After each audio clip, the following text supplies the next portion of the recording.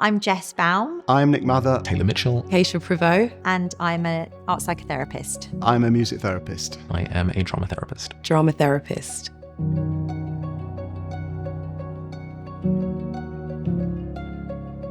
Growing up, the subject of art was very much something that I was drawn to. But I found I was always really interested in other people's experiences, and people often came to talk to me and share, their feelings. I really value conversation and art-making processes. I grew up in Nigeria and was part of a kind of different musical tradition, I guess, and drums were really important to me. And I went into education as a music teacher. Music therapy seemed to attach those different parts of my life, my love for music and my love for people, and my want to support, help, give back.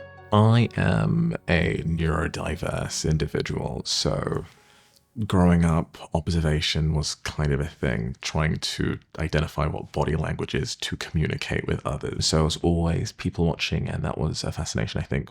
It really was a case of I really loved drama. I was really good at drama. And I was also really good at talking to people and listening to them. And I thought, I wonder if I could bring the two together.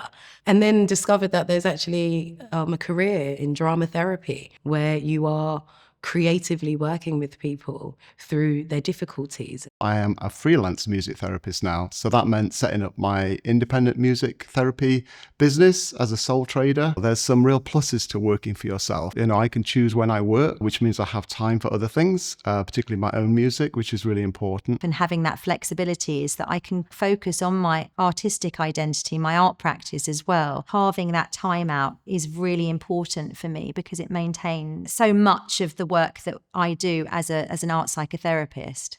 Something that I heard a lot during my training was, you're not going to want to be full-time. It's so much. Personally, it's something that I love, and it's something that I knew I would love.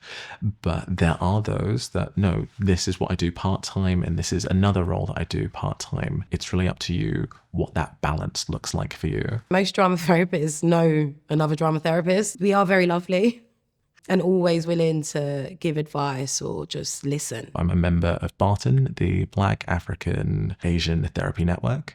The Black Drama Therapy Collective are a really rich resource. Every time I access that space, I feel replenished.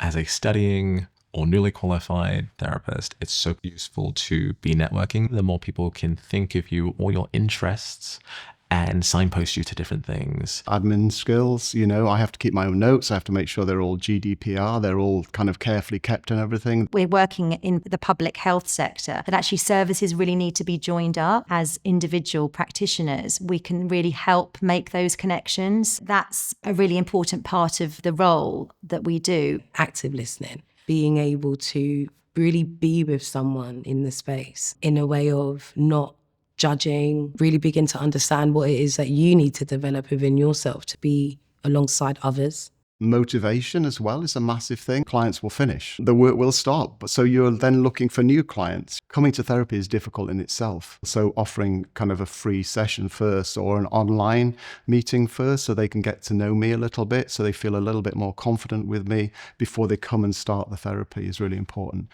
I'm currently training to be a creative arts supervisor, supporting people who are professionals and who are therapists. It's a different set of skills. It's a 12-month diploma, kind of another avenue of work in that respect. I was actually worried about when I started university that academically I wouldn't be okay, but actually I found I was. And I was inspired by the reading and the research, and I'll be really interested in kind of doing that and moving towards a PhD or something like that. Some work can be very emotionally, psychologically difficult for us as professionals. You're helping people to find meaning. You're finding meaning yourself. It feels like a very human profession. I'm not the same person I was before I trained. If it wasn't for the training, I don't really know how I would have coped with life and what's happened in life since. So it's a beautiful thing.